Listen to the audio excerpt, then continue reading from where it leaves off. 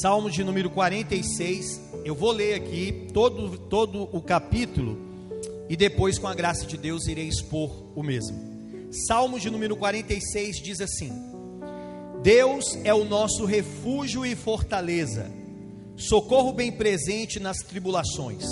Portanto, não temeremos, ainda que a terra se transtorne e os montes se abalem no seio dos mares, ainda que as águas tumultuem e espumejem, e na sua fúria os montes se estremeçam. Há um rio cujas correntes alegram a cidade de Deus, o santuário das moradas do Altíssimo. Deus está no meio dela, jamais será abalada. Deus a ajudará desde antemanhã. Bramam nações, reinos se abalam, Ele faz ouvir a sua voz, e a terra se dissolve. O Senhor dos exércitos está conosco, o Deus de Jacó é o nosso refúgio. Vinde, contemplai as obras do Senhor, que assolações efetuou na terra. Ele põe termo à guerra até os confins do mundo, quebra o arco e despedaça a lança, queima os carros no fogo. Aquietai-vos e sabei que eu sou Deus. Sou exaltado entre as nações, sou exaltado na terra. O Senhor dos exércitos está conosco, o Deus de Jacó é o nosso refúgio. Querido Deus, cantamos, Senhor, reconhecendo a tua grandeza. Cantamos, Deus querido, que o Senhor é o nosso castelo forte. Depois, Senhor, cantamos, Deus querido, que o Senhor é o refúgio no meio da nossa tribulação. Cantamos também que carecemos de Ti, Senhor Jesus Cristo.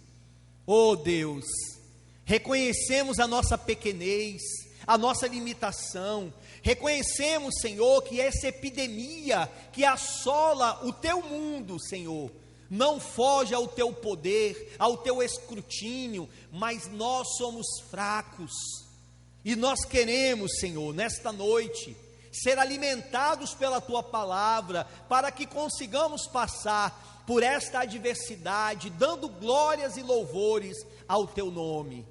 Oh Deus, que nós nos refugiamos, Deus de Abraão, de Isaque e de Jacó, em nome de Jesus eu rogo, Senhor, que o Senhor fale conosco, que o Senhor abra as comportas do céu, que o Senhor desça na terra, Senhor, que o Senhor possa iluminar o Teu povo na compreensão da Tua palavra, em nome de Jesus, Senhor, amém. Amados irmãos, como nós temos lidado com o sofrimento? Como nós temos lidado com a adversidade?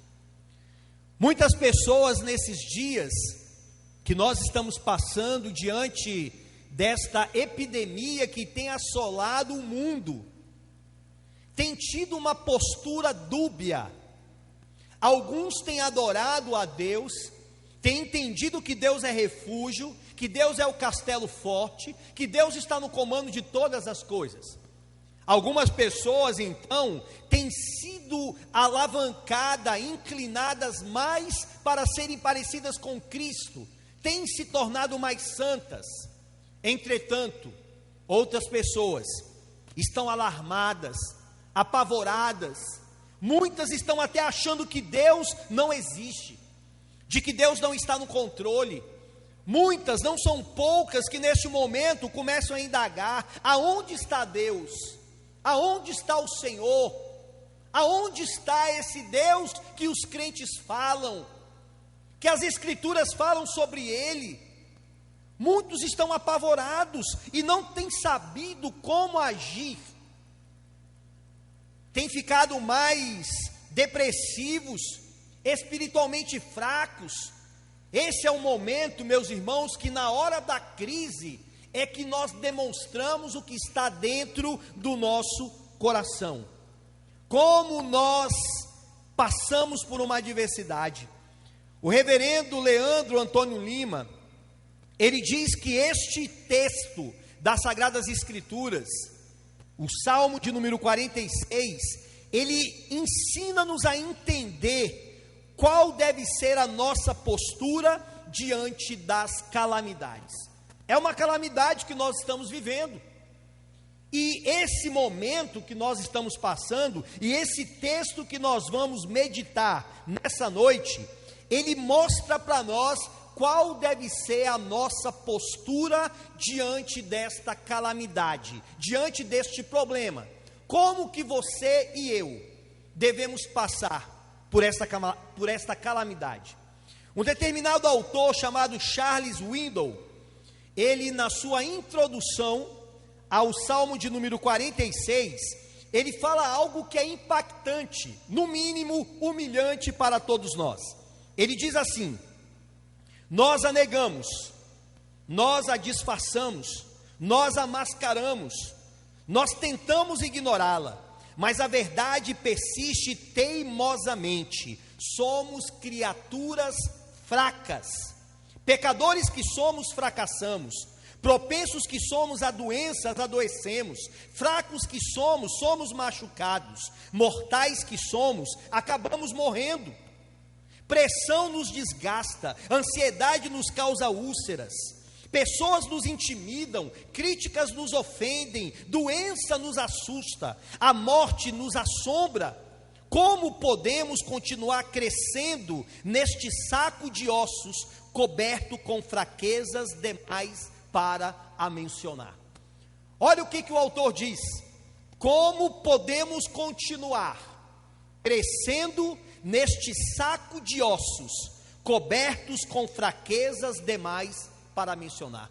Como podemos, irmãos? Então ele responde: precisamos de uma dose do grande Salmo 46. Precisamos de uma dose grande de Salmo de número 46. Este Salmo 46, ele vem como uma luva para esses dias que nós estamos vivendo. Ele vem para me direcionar, para direcionar a tua vida. Ele vem como um antídoto que vai nos colocar de pé diante do Deus que governa tudo e todos. Esse salmo, meus queridos irmãos, ele é muito conhecido principalmente por um grande autor da Reforma Protestante, Martinho Lutero. Muitos dizem que o Salmo 46, ele ficou conhecido como o Salmo de Lutero. É interessante, porque muitos de nós, quando olhamos para Lutero, à luz das Sagradas Escrituras, às vezes a gente acaba conectando Lutero com Romanos, capítulo de número 1, versículo de número 17. E de fato, Romanos 1,17, que diz: visto que no Evangelho é revelada a justiça de Deus, é um salmo que marcou a vida de Lutero, porque Lutero entendeu que nas Sagradas Escrituras é revelado a forma como Deus justifica o homem, e não a forma como o homem se justifica a si mesmo. Porque até então, Lutero achava que pelas várias coisas que ele fazia, as suas obras, ele então conquistaria o favor de Deus. Mas depois que ele entendeu que no Evangelho é revelada a justiça de Deus, a reforma nasceu. Foi nesse momento que ele entendeu, meus queridos irmãos, que Deus que proveu o Cordeiro para a nossa salvação. Entretanto, Lutero, ele não é conhecido apenas por Romanos, mas Lutero também é conhecido pelo Salmo de número 46. Esse salmo marcou a vida de Lutero. Ele passou a sua vida toda lendo, meditando e analisando o Salmo de número 46, pelo contexto que ele estava vivendo naquela época. Os irmãos sabem que na época da Reforma, Lutero já havia aficionado as suas 95 teses no castelo de Wittenberg. Havia toda uma repercussão naquele momento, muitas pessoas já haviam sido mortas, porque o Evangelho estava sendo proclamado para todos. E diz ali, os biógrafos de Lutero, que um homem chamado Carlos Magno, ou melhor, Carlos, o imperador Carlos, ele convocou Martinho Lutero para que ele se retratasse diante dos imperadores de Roma. Então, Lutero, até chegar aquele momento que ele teria que prestar contas ali, ou não, se retratar aquele imperador, ele começou a meditar neste livro. Começou a meditar nos Salmos de número 46, e justamente foi nessa época que 2 jovens morreram, e morreu um dos seus melhores amigos, e nessa época foi o período que ele escreveu Castelo Forte.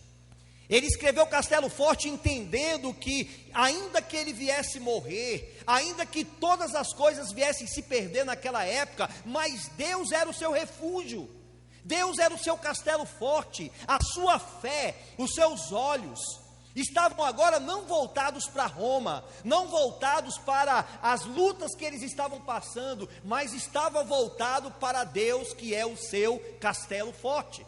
Por isso que Lutero, ele diz lá no finalzinho, a última estrofe do hino que ele escreveu: se temos de perder família, bens, prazer, se tudo se acabar e a morte enfim chegar, com ele reinaremos. Com ele quem? Com Deus, que é o nosso castelo forte, com Deus, que é o nosso refúgio. Como ele escreveu na sua tradução para o alemão: Deus é nosso refúgio e nossa força, sempre pronto a nos socorrer em tempos de aflição. Portanto, não temeremos.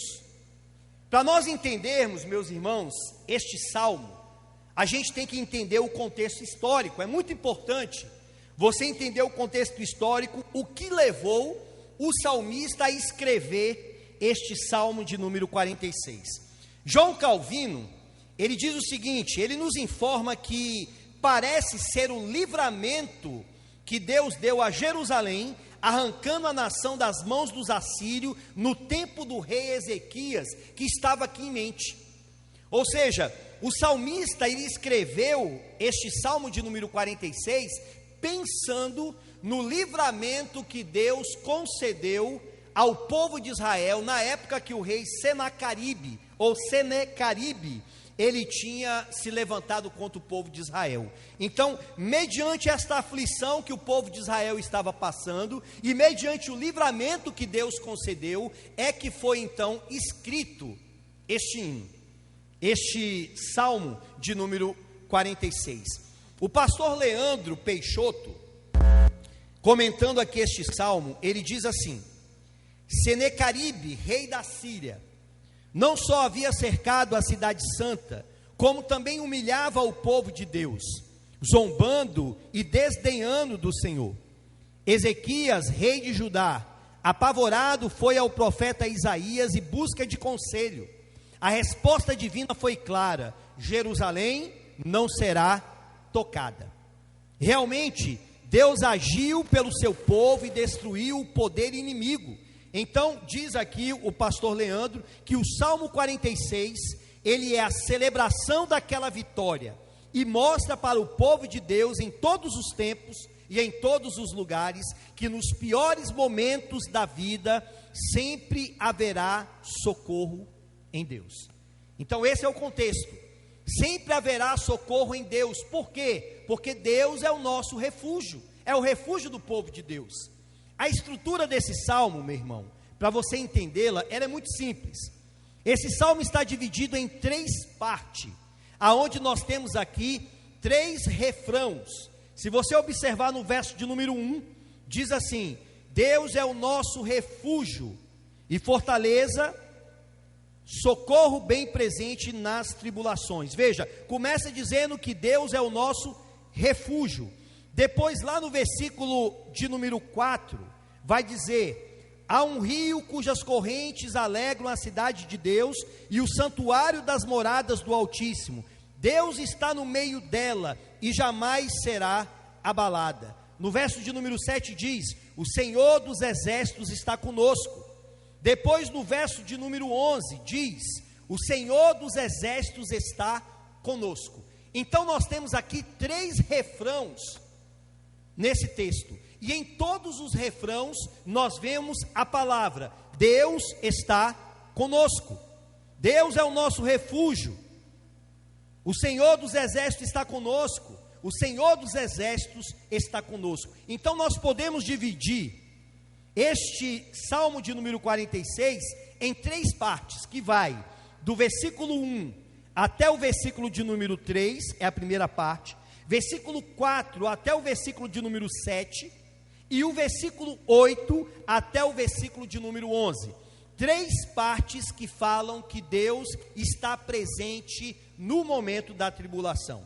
O reverendo Tiago Bahia, ele propõe aqui uma estrutura para esse texto e uma temática, que eu vou utilizar essa temática nessa noite. Ele diz que do verso de número 1 até o 3, nós temos uma temática que diz: olhe para o seu presente. O verso de número 4 ao 7, olhe para o passado. E o verso 8 a 11, olhe para o seu futuro. Então nós vamos ver isso: olhar para o presente, olhar para o passado e olhar para o futuro. Em primeiro lugar, então, olhe para o seu presente. O texto começa assim: Deus é o nosso refúgio e fortaleza, socorro bem presente nas tribulações. O salmista faz questão de começar aqui falando sobre algumas características de Deus. Ele diz que Deus é refúgio, que Deus é fortaleza e que Deus ele é socorro. Quando ele fala, meus amados irmãos, que Deus é o nosso refúgio, refúgio aqui deve ser entendido como o nosso abrigo, aquele lugar onde você vai se abrigar diante de uma adversidade. Imagine que você está passando por uma tempestade, ou uma tempestade real, física, e você vê uma casa, você vê um casebre, você entra dentro daquela casa para que você possa se refugiar. A ideia aqui é que o salmista está dizendo que Deus, no meio da adversidade, seja qual for, da calamidade que nós estejamos passando, Ele é o nosso refúgio, é o nosso abrigo, para nós nos protegermos. Mas Ele fala mais do que isso. Ele vai dizer que além dele ser o nosso refúgio, Ele é a nossa fortaleza. Muitos entendem fortaleza aí de duas maneiras. Ou você pode entender fortaleza como um forte. Imagine que você está sendo atacado e de repente você se refugia numa cidade que tem valentes, numa cidade que tem guerreiros, numa cidade que tem uma grande muralha. Então lá naquele lugar você vai ser fortalecido, lá naquele lugar você vai estar guarnecido ali. É uma fortaleza, mas também nós podemos pensar em fortaleza, e aqui eu quero caminhar desta forma: fortaleza não partindo de um lugar que alguém vai fazer algo por você, mas fortaleza falando de um ser que ele é forte, que ele que tem força. Ou seja, o que o texto está dizendo é que além de Deus ser refúgio, Deus ele tem força. Deus ele tem força, meus irmãos. Ele é onipotente, é o Criador dos céus, é o Criador da terra. Nós, como nós já vimos, somos fracos. Vocês lembram da leitura que eu fiz, da introdução de Charles Swindoll? Nós somos fracos, nós somos limitados, nós somos pequenos. Quantos que estão agora me ouvindo, pode ser que esteja apavorado de pegar uma doença dessa, do coronavírus. Muitos estão agora se esquecendo quem é Deus e estão colocando a sua força no governo, no presidente, no prefeito, no deputado, em um pastor, em um amigo, ou então achando, não que isso seja errado, mas achando que a força, que o refúgio está única e exclusivamente em ficar na sua casa. Eu não estou dizendo que você não deve ficar, você tem que ficar sim. Nós devemos ser obedientes, mas eu quero dizer para você que a tua força, meu irmão, para te livrar, seja qual for o problema que você esteja passando, a tua força vem de Deus. É Ele que é a tua fortaleza, Ele que é o teu refúgio. E o texto vai mais, o texto diz: Deus é o nosso refúgio, a nossa fortaleza, socorro bem presente nas tribulações. Quando o salmista diz aqui que Deus é socorro, A palavra que está por detrás aqui é a palavra provedor. Deus é refúgio, Deus é forte, e Deus é aquele que pode prover alguma coisa, é aquele que pode conceder algo. Nas várias guerras que o povo de Israel passou, nas várias lutas que o povo de Israel passou, por exemplo, lá em 1 Samuel capítulo 7, a arca da aliança havia sido levada, o povo estava ali sem chão. De repente o povo compreendeu que eles deveriam clamar a Deus, pedir a Deus socorro, e Deus então proveu o livramento para aquele povo, destruiu os filisteus daquela época, e deu o período de bonança para o seu povo, o povo de Israel. Deus, Ele é refúgio, Ele é fortaleza, mas Deus também, Ele é socorro, é aquele que provê. Tiago Bahia, comentando aqui, essa palavra provedor, ele fala que esta palavra é a mesma que é utilizada lá no livro do Gênesis. A raiz dessa palavra, aquele que provê, quando fala sobre Adão que estava só, e Deus então deu Eva, a mulher, para que lhe fosse uma auxiliadora idônea, ou seja, Deus proveu algo para o homem, e a mulher deve se sentir com uma certa dignidade em relação a isso, porque somente ela pode prover algumas coisas para o homem, coisa que o homem só não pode. Por exemplo, o homem sozinho não pode gerar filhos, então é a mulher com o homem que vai prover isso para ele. Então, tanto o texto fala que a mulher, ela é provedora, como o texto aqui está falando que Deus é aquele que pode prover alguma coisa. Você está me entendendo, meu irmão? Como que esse texto tem tudo a ver com o que nós estamos passando? Você consegue compreender como que a palavra do Senhor é atualíssima? Em vez de você ficar desesperado na sua casa, em vez de você ficar murmurando, reclamando, apavorado, se apegue a essa palavra. Deus é o nosso refúgio, é a nossa fortaleza, é aquele que provê, é o nosso socorro bem presente.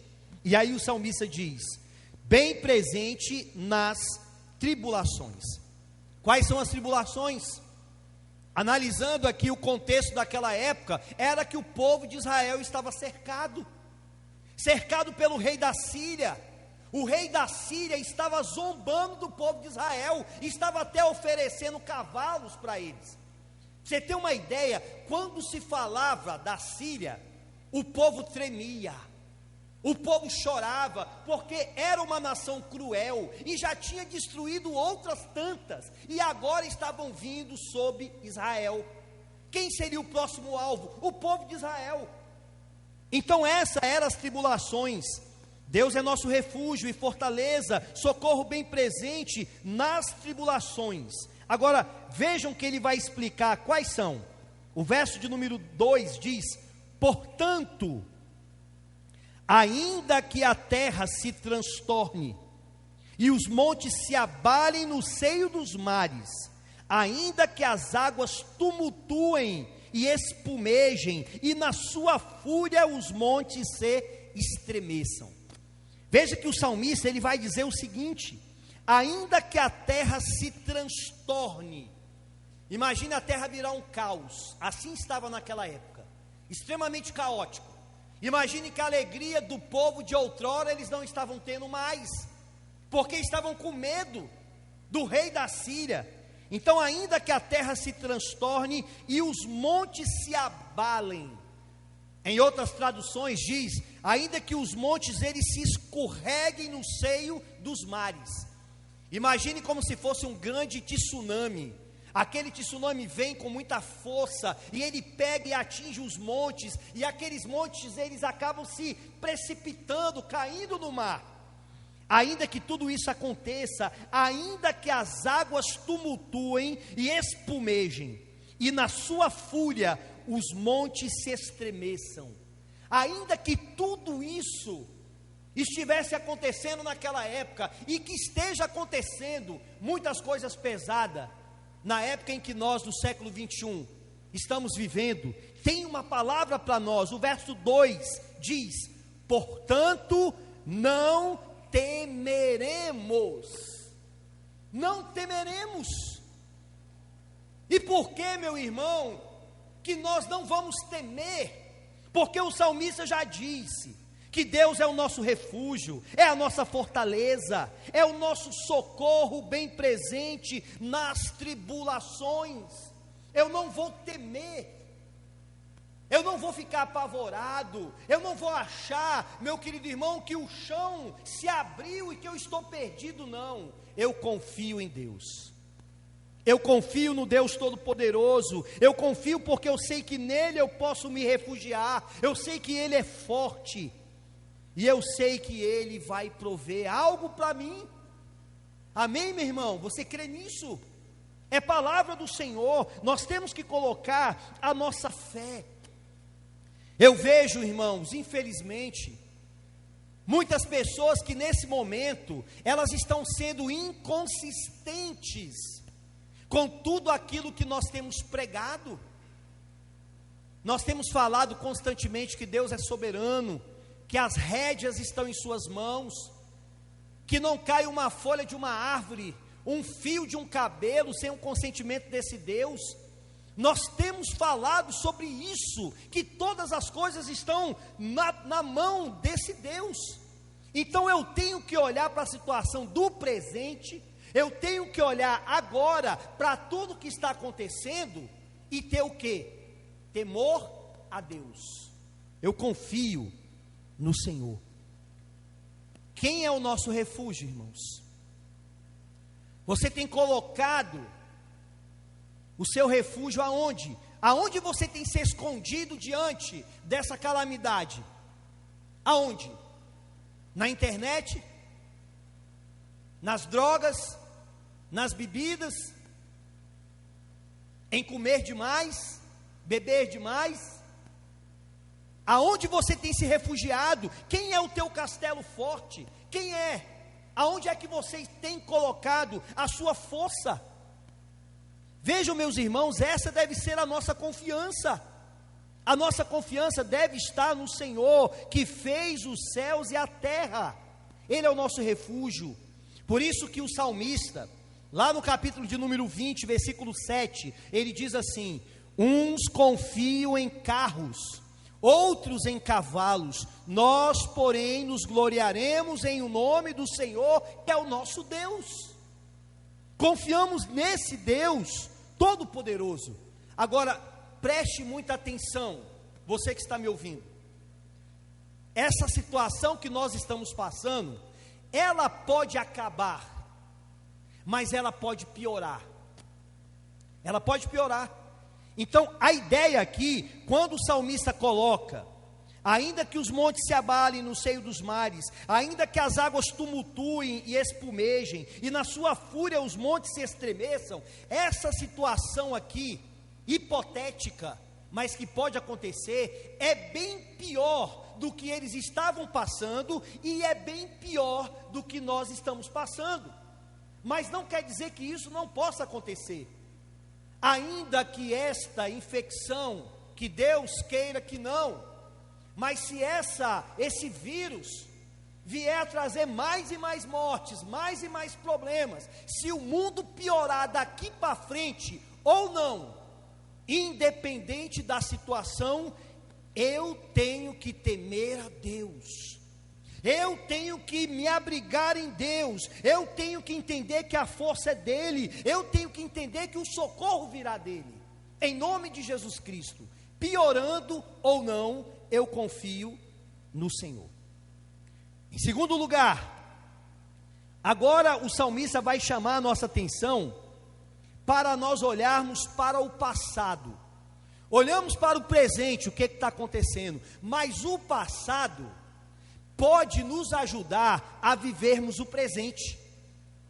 O passado, ele pode ser algo que vai alavancar a nossa vida no momento. Olhe para o verso de número 4, o salmista diz assim: há um rio, cujas correntes alegram a cidade de Deus, o santuário das moradas do Altíssimo. Deus está no meio dela, jamais será abalada. Deus a ajudará desde antemanhã. Bramam nações, reinos se abalam, ele faz ouvir a sua voz e a terra se dissolve. O Senhor dos exércitos está conosco, o Deus de Jacó é o nosso refúgio. Sabe o que o salmista está lembrando aqui?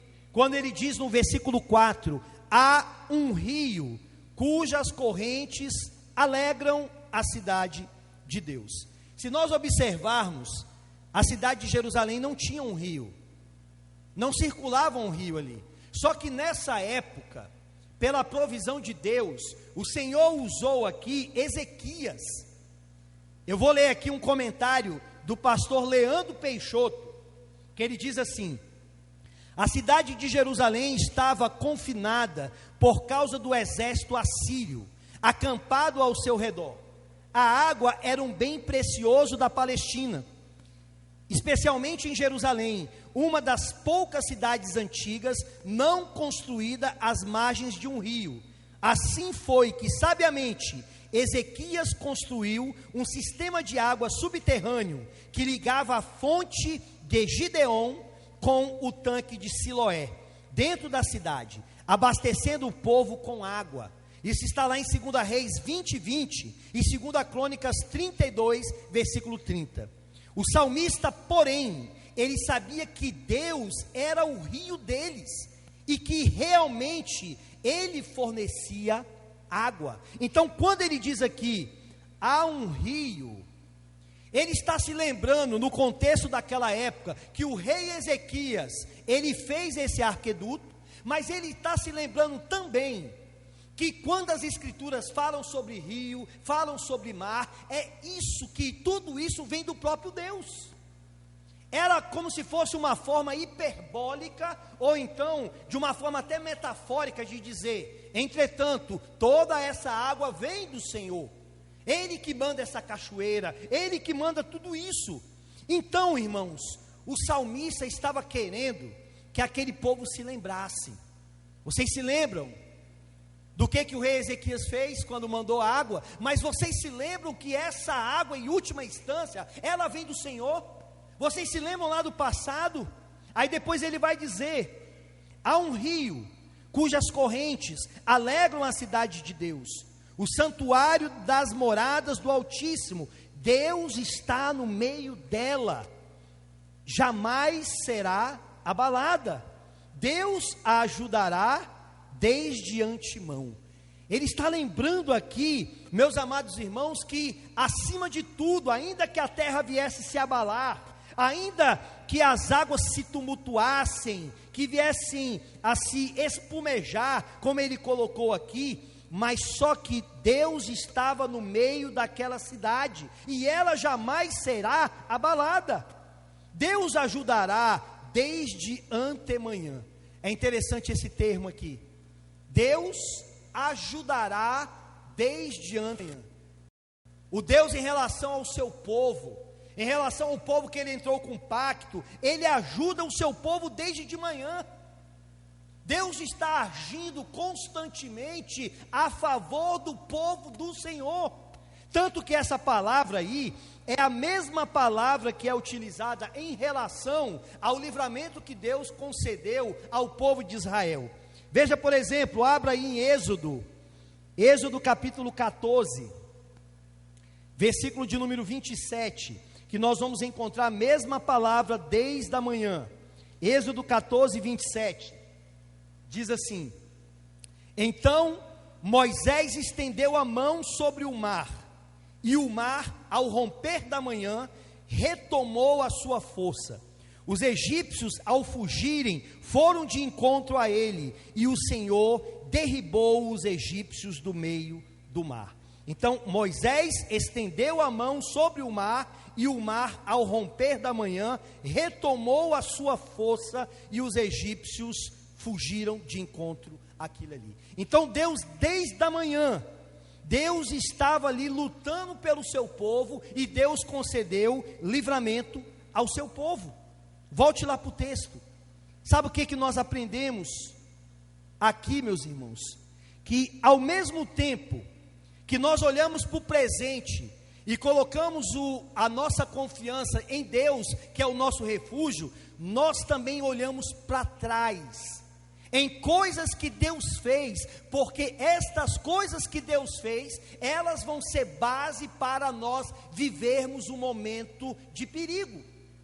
E o que Deus fez, que deve mudar a tua cosmovisão, a tua maneira de agir, a tua maneira de se comportar em um momento de calamidade? Deus enviou o seu Filho para morrer por você naquela cruz.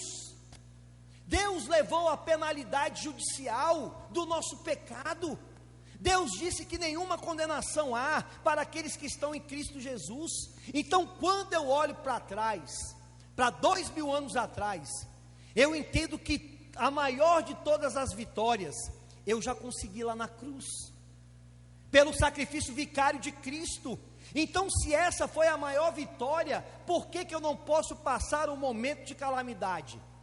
Por que nesse momento de calamidade eu olho apenas para o coronavírus, para o sofrimento, para as lágrimas, eu fico apavorado? Irmãos, a nossa vitória já foi consumada há 2000 anos atrás.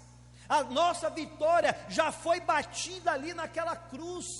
Ali o Senhor triunfou, ali o Senhor humilhou os principados e potestades. De maneira que hoje, meus irmãos, independente da situação que nós venhamos passar, nós devemos glorificar a Deus. Por que os apóstolos, passando por tanta luta, passando por tanto sofrimento, eles regozijavam, eles se alegravam por passar luta, porque eles entendiam o que o Senhor tinha feito por eles? Vejam, lá para o verso 7, que o texto diz: o Senhor dos exércitos, Ele está conosco. O que é o Senhor dos exércitos? É o Senhor Todo-Poderoso, é o Emanuel, é o Deus conosco, como diz lá em Isaías 7, o Senhor dos exércitos está conosco, o Deus de Jacó é o nosso refúgio. Será que você pode olhar para trás e lembrar da cruz?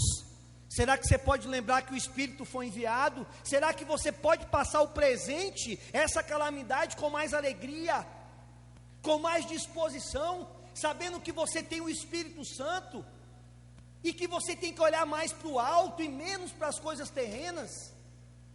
Agora, em terceiro lugar, o salmista, primeiro ele olhou para o presente, em segundo lugar, ele olhou lá para o passado, as coisas que Deus havia feito por eles, e agora o salmista vai olhar para frente, vai olhar para o futuro. O verso de número 8 diz assim: vinde, contemplai as obras do Senhor, que assolações efetuou na terra. Ele põe termo à guerra, até os confins do mundo, quebra o arco e despedaça a lança, queima os carros no fogo. Aquietai-vos e sabei que eu sou Deus, sou exaltado entre as nações, sou exaltado na terra. Irmãos, quando o salmista aqui, ele diz no versículo 8, vinde, contemplai as obras do Senhor, que assolações efetuou na terra, ele está falando aqui, tanto de algo do passado, mas ele está falando também sobre alguma coisa do futuro, um futuro que já é consumado. Ele não está falando apenas de uma situação lá do passado daquela época, não é apenas, vinde contemplai as obras do Senhor, ou seja, aquelas obras que foram feitas naquela época, mas ele está falando num sentido geral. Contemple todas as coisas que estão acontecendo e que vão acontecer ainda lá no futuro. Só para você entender, lembra quando lá em Romanos, no capítulo de número 8, ele diz lá no capítulo 8 sobre aos que predestinou, a esse chamou, aos que chamou, a esse justificou, e aos que justificou, a estes ele glorificou. Lembra quando ele coloca a palavra glorificou como se fosse algo do passado, algo que ainda iria acontecer? As escrituras mostram que a glorificação do seu povo ainda não aconteceu, mas Deus já vê como um fato consumado. Então aqui no verso 7, quando o autor diz: contemplai as obras do Senhor, as assolações que ele efetuou na terra, ele está falando tanto de algo passado, quanto de algo que ainda não ocorreu, de um novo céu, de uma nova terra, de um novo momento que vai acontecer. O Senhor está fazendo com que você olhe para o futuro, das coisas que vão acontecer, porque já são certas dentro dos decretos de Deus. Eu olho para o presente, confiando no Senhor. Eu olho para trás, lembro que o Senhor morreu por mim, e eu olho para o futuro, não como um futuro incerto, porque eu sei que haverá novos céus e nova terra. Eu sei que tem um telos. O mundo é teleológico, ou seja, a história é a história de Deus. Contemplai as obras do Senhor. Vai chegar um momento que todos vão contemplar. Olha o que Deus fez. Esse novo céu, essa nova terra. O que foi o coronavírus?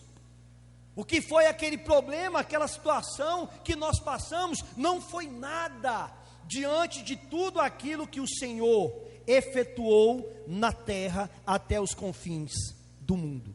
Por isso que ele diz, ele termina falando: aquietai-vos e sabei que eu sou Deus, sou exaltado entre as nações, sou exaltado na terra. E por fim, como se fosse um grande coro, entre aqueles que estavam ouvindo e participando, eles disseram: o Senhor dos exércitos está conosco, o Deus de Jacó é o nosso refúgio. Amém, igreja? Aquieta o teu coração, descanse nesse Deus Todo-Poderoso, faça aqui como o salmista disse: o Senhor dos exércitos está conosco, e o Deus de Jacó é o nosso refúgio. Eu comecei essa pregação dizendo: qual é a nossa postura, ou qual deve ser a nossa postura diante da tribulação? E nós aprendemos: aquiete o seu coração e saiba que Deus é exaltado entre as nações. O Senhor dos exércitos está conosco, o Deus de Jacó, Ele é o nosso refúgio. Você que está passando, meu irmão, por essa aflição, como também eu e todos nós, descanse no Senhor. Ele é o teu refúgio, Ele é a tua força. Olhe para o presente confiando nisso. Olhe para trás e lembre que lá na cruz você é mais do que vencedor. E olhe para o futuro, não com uma incerteza: o que vai acontecer amanhã, o que será dos meus filhos, o que será da minha mãe, da minha avó. Confie no Senhor, descanse no Senhor, Ele é o nosso refúgio. Faça como fez ali Martinho Lutero, faça como o próprio salmista fez aqui, confie nele em nome de Jesus. Amém, igreja? Vamos terminar cantando.